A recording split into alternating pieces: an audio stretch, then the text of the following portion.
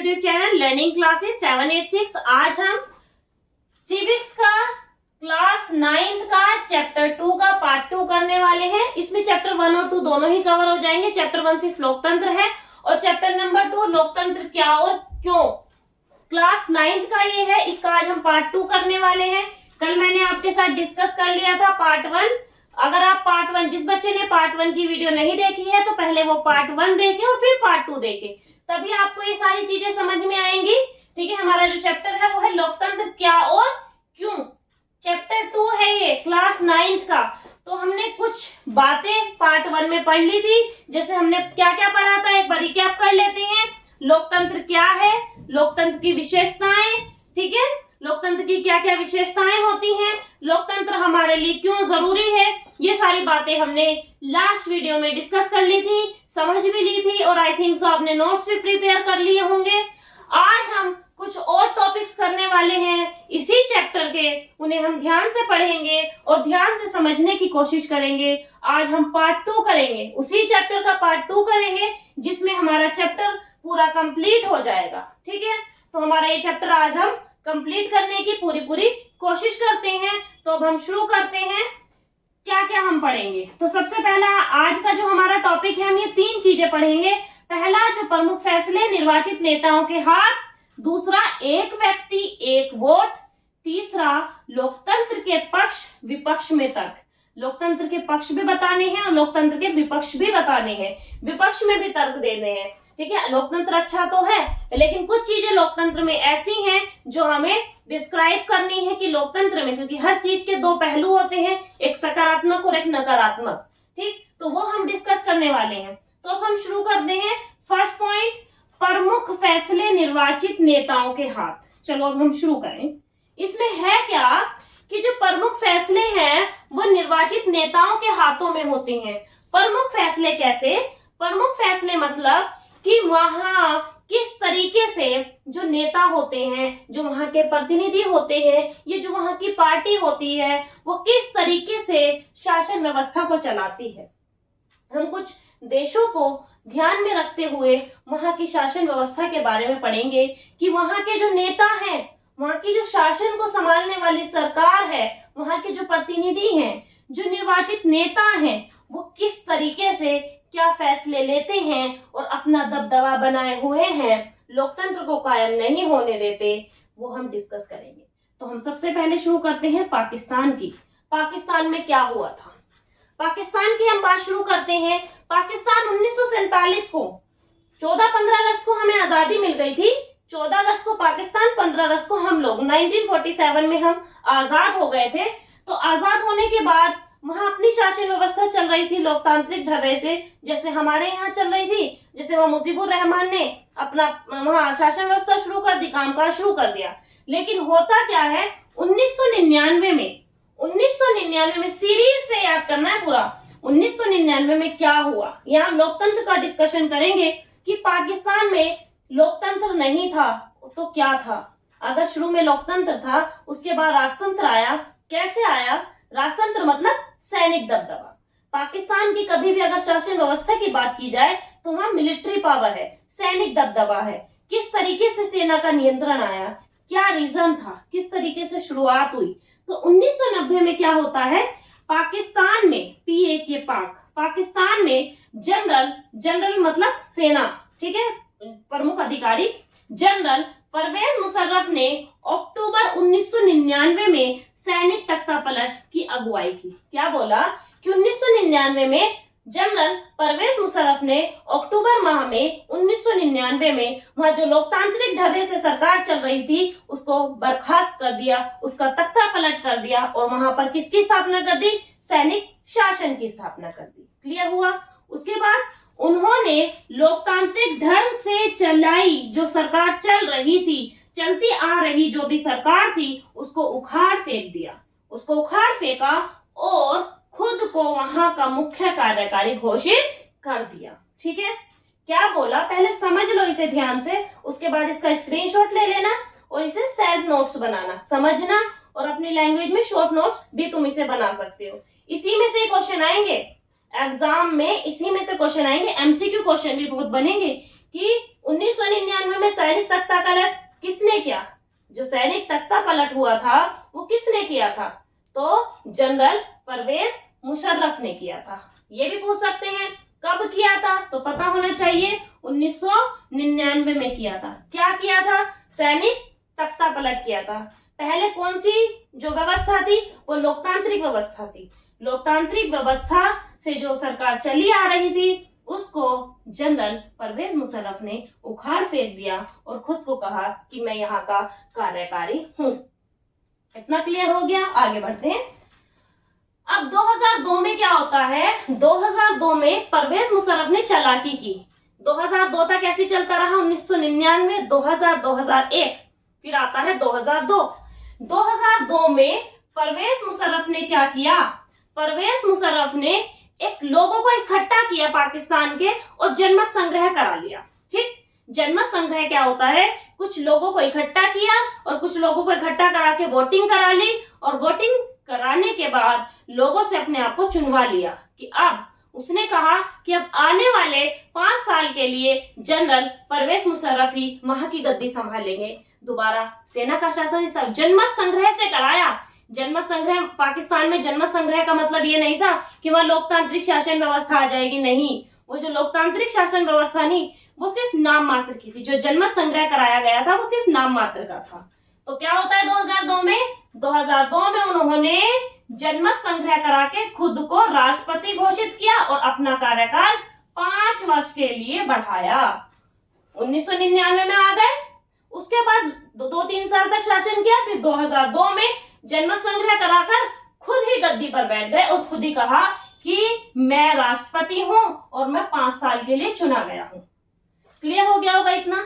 उसके बाद क्या होता है फिर दोबारा 2002 में जनरल परवेज मुशर्रफ ने क्या किया, लीगल फ्रेमवर्क ऑर्डर के जरिए पाकिस्तान के संविधान को बदल डाला। ठीक है, लीगल फ्रेमवर्क ऑर्डर क्या था, लीगल फ्रेमवर्क ऑर्डर एक ऐसा दस्तावेज था जिसके माध्यम से पाकिस्तान का संविधान परवेज मुशर्रफ ने अपने अकॉर्डिंग बदल डाला। कब बदला, 2002 में।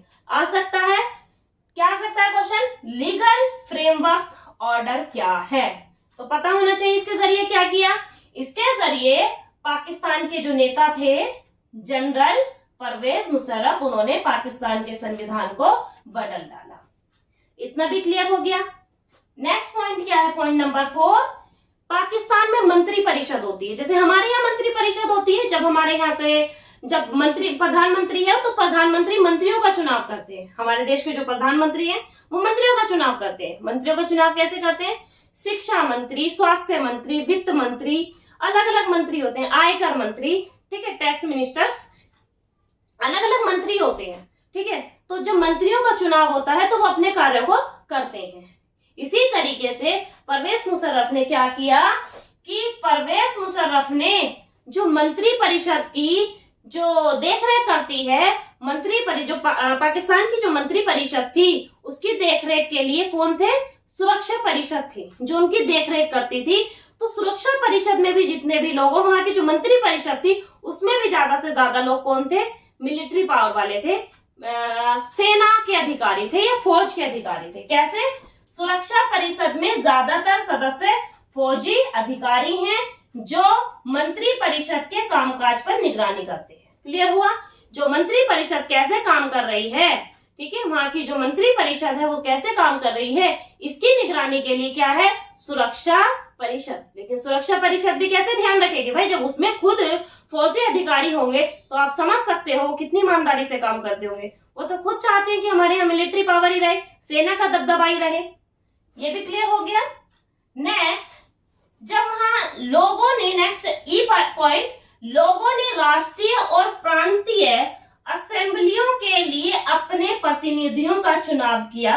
यानी राष्ट्रीय और प्रांतीय, अपने अपने प्रांत के लिए, अपने अपने राज्य के लिए और अपने राष्ट्र के लिए उन्होंने प्रतिनिधियों का चुनाव किया, असेंबली प्रतिनिधियों का चुनाव किया।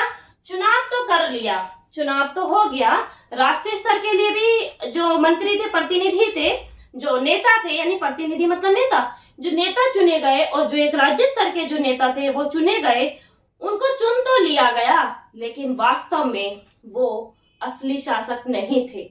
यानी जिन लोगों को चुना गया वो भी असली नहीं थे, उनका भी संबंध कहीं ना कहीं सेना से ही था। समझे? क्या बोला कि लोगों ने राष्ट्रीय और प्रांतीय असेंबलियों के लिए अपने प्रतिनिधियों का चुनाव किया, वे वास्तविक शासक नहीं थे। वे, मैंने क्या बताया था अभी कि वे वास्तविक शासक नहीं थे। अगर कोई भी फैसला लेना होता था तो फैसला कौन लेता था? सेना।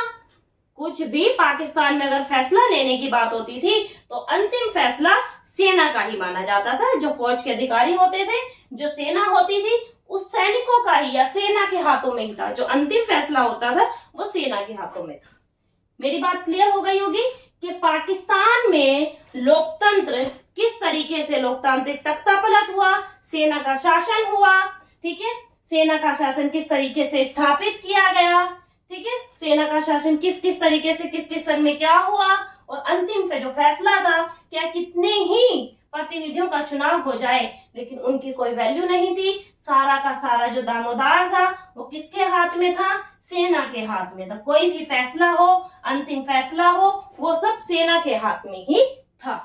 अगर आप क्वेश्चन की बात करें तो इसमें बहुत सारे क्वेश्चन बन रहे हैं। सैनिक तख्तापलट कब हुआ, किसने किया, ये क्वेश्चन बन रहा है ऑब्जेक्टिव टाइप। यहाँ से बात करोगे तो राष्ट्रपति जो जनमत संग्रह था राष्ट्रपति पद के लिए 5 साल के लिए, वो कब कराया गया। लीगल फ्रेमवर्क ऑर्डर क्या था, लीगल फ्रेमवर्क ऑर्डर के बारे में पता होना चाहिए। सुरक्षा परिषद में अधिकतर जो लोग थे वो कौन थे, ये सारी चीजें हमने इसमें पढ़ी।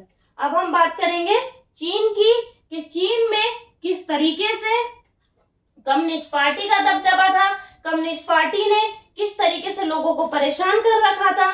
जिस तरीके से पाकिस्तान में सेना ने परेशान कर रखा था, इसी तरीके से चीन में एक पार्टी थी कम्युनिस्ट पार्टी, उसके बारे में हम डिस्कस करेंगे। तो अब हम शुरू करते हैं चीन 1। अब हम चाइना की बात करने वाले थे, तो हम चीन की बात करते हैं। आपकी बुक देखोगे तो उसमें जो नया टॉपिक आ जाएगा चीन से रिलेटेड, ठीक है, स्वतंत्र और निष्पक्ष चुनावी मुकाबला। यानी स्वतंत्र यानी बिल्कुल स्वतंत्र, किसी भी तरह की कोई धांधली ना हो, निष्पक्षता हो चुनावी मुकाबले में। अब चुनावी मुकाबला क्या था, हम बात कर रहे हैं चीन की। चीन का चुनावी मुकाबला कुछ था ही नहीं, क्योंकि वहां एकमात्र पार्टी थी कम्युनिस्ट पार्टी। एकमात्र पार्टी कौन सी थी? Communist party. ठीक है, उसका ही रोल था। लोगों के सामने कोई विकल्प ही नहीं था। चाइना के लोगों के पास कोई विकल्प ही नहीं था कि वो किसे वोट दे, एक ही पार्टी और उसे ही वोट डालना कंपलसरी था। अदरवाइज अगर कोई और चुनाव मुकाबले में या प्रतिनिधि बनने की सोचे, या वो प्रतिनिधि बनने के लिए सोचे कि मैं हाँ मुकाबला लड़ूं, मैं चुनाव में पार्टिसिपेट करूं, तो इसके लिए उन्हें बहुत सारी शर्तों को मानना पड़ता था। तो हम शुरू करते हैं कि जो चाइना था यानी चीन था, चीन में किस तरीके से लोगों के सामने प्रॉब्लम्स थी। तो चीन की जो संसद है, चीन की संसद को राष्ट्रीय जन संसद कहते हैं। जो चीन की जो संसद है उसे राष्ट्रीय जन संसद कहते हैं।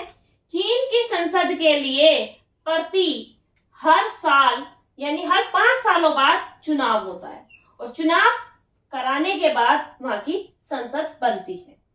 उसके बाद जब वहां संसद बनती है तो लगभग पूरे चाइना से 3000 सदस्य उसमें पार्टिसिपेट करते हैं। इसके अलावा कुछ सदस्य ऐसे भी हैं चाइना में जिनके सदस्यों का चुनाव सेना करती है। पहली बात क्या बोली कि चीन की हम स्वतंत्र और निष्पक्ष चुनाव प्रणाली की बात कर रहे हैं। चीन में कम्युनिस्ट पार्टी का दबदबा था, हम ये बात कर रहे हैं, जिसमें से हमने पहला पढ़ा चीन की जो संसद थी उसे राष्ट्रीय जन संसद कहा जाता है। संसद के लिए चुनाव हर 5 साल बाद होता है। तीसरा कि हर 5 साल बाद पूरे चीन से लगभग 3000 सदस्य उसमें पार्टिसिपेट करते हैं। 3000 सदस्य पार्टिसिपेट करते हैं, जबकि कुछ सदस्यों का चुनाव कौन करती है? सेना करती है। इसके अलावा कुछ सदस्य ऐसे हैं जिनको डायरेक्ट चुन लिया जाता है, लेकिन कुछ सदस्य ऐसे हैं कि उनको डायरेक्ट कौन चुनती है? सेना। लेकिन कुछ सदस्यों को डायरेक्ट चुनाव नहीं कर सकते। इसका मतलब समझो कि सदस्य डायरेक्ट चुनाव नहीं लड़ सकते। क्या है कि कुछ सदस्य ऐसे होते हैं कि वो डायरेक्ट चुनाव लड़ना चाहें, कि नहीं, कि हम भी प्रतिनिधि बनना चाहते हैं, हम भी चुनाव प्रक्रिया में पार्टिसिपेट करना चाहते हैं, तो चाइना के लोग अपनी मर्जी से पार्टिसिपेट नहीं कर सकते। उन्हें चुनाव प्रक्रिया में पार्टिसिपेशन के लिए पहले कम्युनिस्ट पार्टी से मंजूरी लेनी पड़ती है। अगर कम्युनिस्ट पार्टी उन्हें मंजूरी दे दे तो उनका चुनाव वो पार्टिसिपेट कर सकते हैं, यानी वो चुनाव लड़ सकते हैं। क्लियर हो गया। इसके अलावा हमेशा जो सरकार बनती है कम्युनिस्ट पार्टी की ही सरकार बनती है। कम्युनिस्ट पार्टी की सरकार क्यों बनती है? क्योंकि वहाँ एकमात्र पार्टी वही है, वही लोगों को वोट डालना कंपल्सरी हो जाता है, क्योंकि वहाँ एक पार्टी का दबदबा है, एक दलीय व्यवस्था है। आगे हम बात करते हैं मैक्सिको की। मैक्सिको में भी क्या है? स्वतंत्र और निष्पक्ष चुनाव। लेकिन कैसे है स्वतंत्र और निष्पक्ष चुनाव? आप कैसे कह सकते हो कि मैक्सिको में स्वतंत्र और निष्पक्ष चुनाव होता है?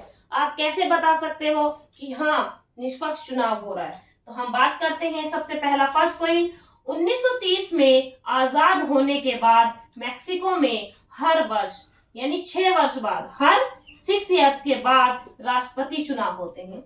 मैक्सिको में 1930 में मैक्सिको आजाद हो गया। आजाद होने के बाद वहां हर वर्ष, हर 6 वर्ष बाद, हर 6 वर्ष बाद, जैसे चाइना में 5 साल बाद संसद बनती है, ठीक है, सदस्यों का चुनाव होता है, तो मैक्सिको में 6 वर्ष बाद राष्ट्रपति पद का चुनाव होता है।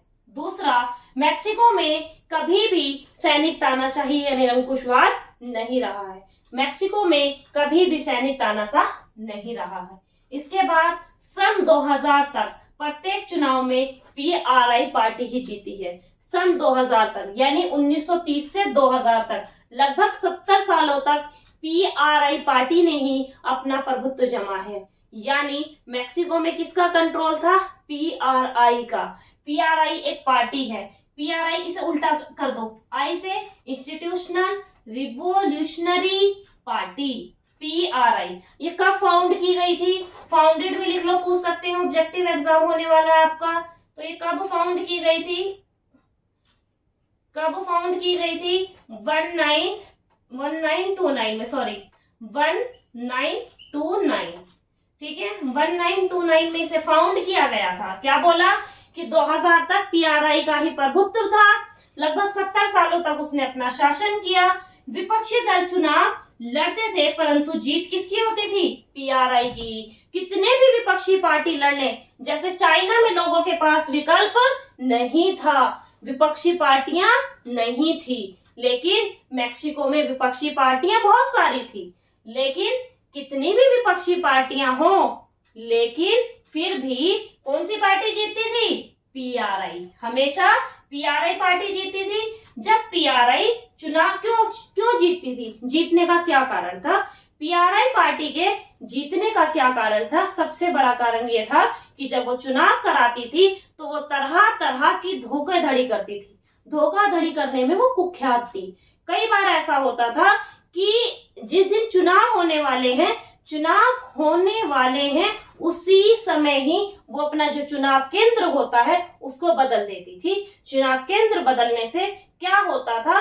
पहला, बहुत से लोग चुनाव डालने नहीं जा पाते थे क्योंकि चुनाव केंद्र ही बदल गया। दूसरा, जहां उनकी सेटिंग होती थी जिस चुनाव केंद्रों पर, वो वहां चुनाव केंद्रों पर अपने चुनाव करवा लिया करते थे, क्योंकि पीआरआई जो पार्टी थी वो सेटिंग करने में, या क्या बोल सकते हैं, चीटिंग करने में या धोखाधड़ी करने में, ठीक है, सेटलमेंट तो जानते हैं ना, चीटिंग करने में या धोखाधड़ी करने में, अलग अलग तरीके के हथकंडे अपनाने में, ताकि वो जीत जाए, इनके लिए वो तरह तरह की नीतियां अपनाती थी, जिनमें से हम कुछ नीतियों को पढ़ेंगे। अभी हम बात कर रहे थे कि जो पीआरआई थी वो चुनाव में तरह तरह की चीटिंगें करती थी, धोखाधड़ी करती थी। क्या क्या करती थी? वो लोगों से वादे करवाती थी। जैसे पीआरआई क्या कर रही थी? तो बेटा जी, पीआरआई क्या कहती थी? जितने भी सरकारी कर्मचारी हैं, पीआरआई क्या कहती थी? जितने भी सरकारी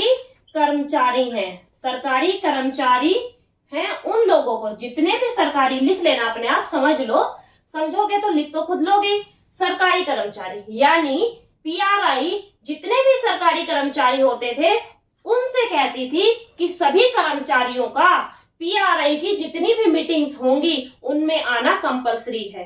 हर एक सरकारी कर्मचारी को पीआरआई की मीटिंग में जाना कंपलसरी था। फिर वो उन कर्मचारियों का ब्रेन वॉश करती थी। दूसरा,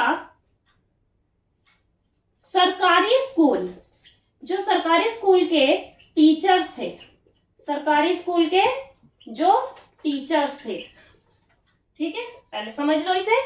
सरकारी स्कूल के जो टीचर्स थे, पूछ सकते हैं कि पीआरआई किस तरीके से धोखाधड़ी करती थी। तो जो सरकारी स्कूल के टीचर्स हुआ करते थे, तो पीआरआई उन टीचर्स से कहा करती थी कि जब पेरेंट्स मीटिंग हो तो आप उनके माता पिता से बात करें और उन्हें मोटिवेट करें और उनसे कहें कि वो पीआरआई पार्टी को ही वोट दे। तो ये भी एक तरीका था जिससे हमेशा विपक्षी पार्टियां होने के बावजूद भी कौन जीतती थी? पीआरआई। तीसरा, मीडिया का सपोर्ट था, मीडिया सपोर्ट। तीसरा, पीआरआई की जीत का क्या कारण था? मीडिया हमेशा पीआरआई पार्टी के सपोर्ट में थी। मीडिया उसकी बढ़ाई करती थी, उसके बारे में अच्छी अच्छी बातें लोगों के सामने प्रस्तुत करती थी। तो तीसरा कारण था कि मीडिया सपोर्ट। इन सभी कारणों से जो पीआरआई है वो हमेशा जीतती थी, हमेशा पीआरआई पार्टी की सरकार बनती थी। इन्हीं सभी कारणों की वजह से, इन्हीं सभी कारणों की वजह से 1930 से 2000 तक यानी 70 सालों तक पीआरआई ने राज किया। क्लियर हो गया होगा। अब हम बात करते हैं एक व्यक्ति और एक वोट, एक व्यक्ति और एक वोट की अब हम बात करते हैं। तो अब हम एक व्यक्ति एक वोट की बात करते हैं। एक व्यक्ति और एक वोट का मतलब क्या है कि प्रत्येक व्यक्ति जो वयस्क हो चुका है उसे सार्वभौमिक वयस्क मताधिकार प्राप्त है। सार्वभौमिक वयस्क मताधिकार क्या है कि हर एक व्यक्ति को एक वोट दिया जाएगा और हर एक व्यक्ति के वोट का मूल्य समान होगा। कोई व्यक्ति किसी भी जाति धर्म का हो, एजुकेटेड हो अनएजुकेटेड हो, या अमीर हो या कितना ही गरीब हो या कितना ही अमीर हो, हर एक व्यक्ति को जो वोट मिला है सभी के वोट का जो मूल्य होगा वो इक्वल हो। ठीक, तो इसमें हम बात करेंगे कुछ ऐसे देशों की बात करेंगे जहां या तो कुछ देशों में वोट का अधिकार था ही नहीं, तो क्या हम उसे लोकतांत्रिक देश मानेंगे। कुछ ऐसा था कि उन्हें वोट का अधिकार प्राप्त तो था, लेकिन किस तरीके से प्राप्त था, उनके वोट का क्या मूल्य था, वो हम इसमें डिस्कस करेंगे। तो सबसे पहला, सार्वभौमिक वयस्क मताधिकार। एक वर्ड पता होना चाहिए तुम्हें। सार्वभौमिक वयस्क मताधिकार का मतलब होता है जब कोई भी व्यक्ति 18 वर्ष या उससे अधिक हो जाए तो उसे एक वोट डालने का अधिकार मिल जाना चाहिए, यह उसका राजनीतिक अधिकार है। उसके बाद कुछ उदाहरण सहित हम समझते हैं एक व्यक्ति एक वोट एक मूल्य। सऊदी अरब में 2015 से पहले महिलाओं को वोट का अधिकार प्राप्त नहीं था। क्या समझाना चाह रहे हैं यहाँ पे कि 2015 से पहले सऊदी अरब में, ध्यान देना कि 2015 से पहले सऊदी अरब में जो महिलाएं थी उनको वोट का अधिकार प्राप्त नहीं था। तो क्या वो लोकतांत्रिक देश माना जाएगा? नहीं, लेकिन अब उन्हें वोट का अधिकार प्राप्त है। इसी तरीके से एक और देश की बात की गई, एस्टोनिया में रूस के जो अल्पसंख्यक लोग हैं उन्हें वोट का अधिकार प्राप्त नहीं है। क्लियर हुआ? एस्टोनिया में जो रूस के अल्पसंख्यक लोग हैं, थोड़े बहुत लोग रहते हैं, उन्हें वोट डालने का कोई अधिकार प्राप्त नहीं है। इसी तरीके से एक और दिखाया गया है फिजी की चुनाव प्रणाली में। फिजी भी एक देश है, तो फिजी की चुनाव प्रणाली में क्या है कि जो मूल बाशिंदे हैं, जो मूल निवासी हैं फिजी के, उन लोगों का जो वोट का मूल्य है, ठीक है, ध्यान से समझना कि फिजी के जो मूल निवासी हैं उनका वोट का, मान लो मैं फिजी की मूल निवासी हूँ और आप फिजी के मूल निवासी नहीं हो, आपको कहीं से माइग्रेट करके लाया गया है, आप फिजी में आकर रहने लगे हो 20, 30, 25 सालों से, तो आपके वोट का मूल्य और मेरे वोट का मूल्य क्या समान है? नहीं, फिजी में ऐसा नहीं है। फिजी में आपके वोट का मूल्य और मैं मूल निवासी हूँ, मेरे वोट का मूल्य बिल्कुल अलग है। तो क्या वो लोकतांत्रिक देश माना जाएगा? नहीं। क्या वो लोकतांत्रिक देश की विशेषता होगी? नहीं। मैंने क्या बताया था लोकतांत्रिक देश की विशेषताओं में कि हर एक व्यक्ति को वोट का अधिकार प्राप्त होता है, जिसे हम राजनीति की भाषा में सार्वभौमिक वयस्क मताधिकार कहते हैं। आपको पता भी होना चाहिए, सार्वभौमिक वयस्क मताधिकार का मतलब होता है जब व्यक्ति 18 वर्ष या उससे अधिक हो जाए, चाहे वो किसी भी जाति, किसी भी धर्म का हो, एजुकेटेड हो, अनएजुकेटेड हो, कोई भी लिंग हो, उसे वोट डालने का अधिकार है और हर एक व्यक्ति के वोट का मूल्य समान है। क्लियर हो गया होगा?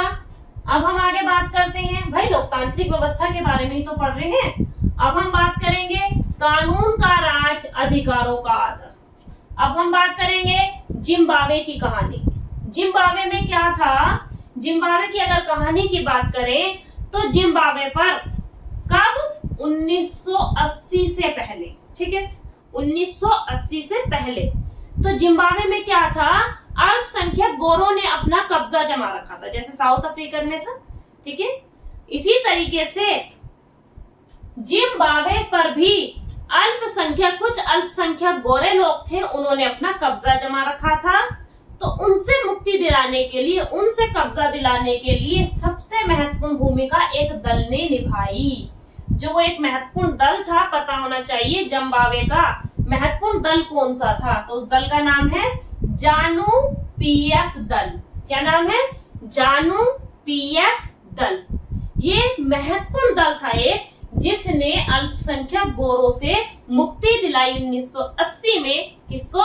जिम्बाब्वे को। अगर उसके हम नेता की बात करें तो जानु पीएफ दल के जो मेन नेता थे वो थे रॉबर्ट मुगाबे, ठीक है। नेता का नाम बड़े अच्छे से याद करना। जानु दल के जो नेता थे वो थे रॉबर्ट मुगाबे। उन्होंने जिम्बाब्वे को क्या करा? आजाद कराया। किनसे आजाद कराया?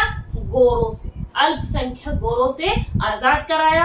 जब जानु पीएफ दल ने जिम्बाब्वे को आजाद कराया तो भाई उसका दबदबा तो होगा, उसकी शान शौकत होगी पूरे देश में, जिम्बाब्वे में। तो आगे चल के ऐसा हुआ कि जब भी चुनाव होते थे तो जानु पीएफ पार्टी ही हमेशा जीतती थी। नियमित रूप से जब भी चुनाव होते थे तो यही दल जीतता था। कौन सा दल? जानु पीएफ दल। हमेशा जानु पीएफ दल ही जीतता था। मैंने आपको जीतने का कारण बता दिया, क्योंकि इस दल ने जिम्बाब्वे को जो गोरे अल्पसंख्यक लोग थे उनसे मुक्ति दिलाई थी। क्लियर हुआ? आगे हम बात करते हैं।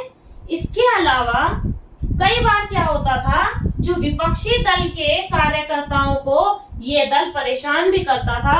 कई बार विपक्षी दल कोशिश करते थे चुनाव लड़ने की, तो लड़ तो लिया करते थे, लेकिन ये उन्हें परेशान करता था। वो प्रदर्शन करते थे या अपनी रैलियां वगैरह निकालते थे, तो उसमें अंदरूनी रूप से कहीं ना कहीं उन कार्यकर्ताओं के साथ धोखाधड़ी कर देते थे, उन्हें जानबूझकर परेशान करता था ये दल। उसके बाद टीवी, रेडियो, इन सभी चीजों पर जानु पीएफ दल का नेतृत्व था। इसलिए हमेशा से ही ये दल जीतता चला आया और इसने जिम्बाब्वे पर अपना कब्जा जमाए रखा। तो ये आपको क्लियर हुआ। उसके बाद अब हमारा ये जो चैप्टर है ओवरऑल 90% खत्म हो गया है। अब हमारे जो चैप्टर है यहाँ तक लगभग 90% खत्म हो गया है, सिर्फ 10% बचा है, ठीक है। तो अब हम ये जो कुछ परसेंट बचा हुआ है, जिसमें से हम पढ़ेंगे लोकतंत्र के पक्ष और विपक्ष, ठीक है। लोकतंत्र की क्या चीजें अच्छी हैं, क्या चीजें बुरी हैं, कुछ चीजें हैं ना, तो उसके पक्ष और विपक्ष में जो हम पढ़ेंगे वो मैं नेक्स्ट वीडियो इसका पार्ट 3 कराऊंगी, ठीक है। पार्ट 3, उस पार्ट 3 में इस चैप्टर को हम पूरा खत्म करेंगे, कुछ क्वेश्चंस भी डिस्कस करेंगे। तब तक के लिए गुड बाय।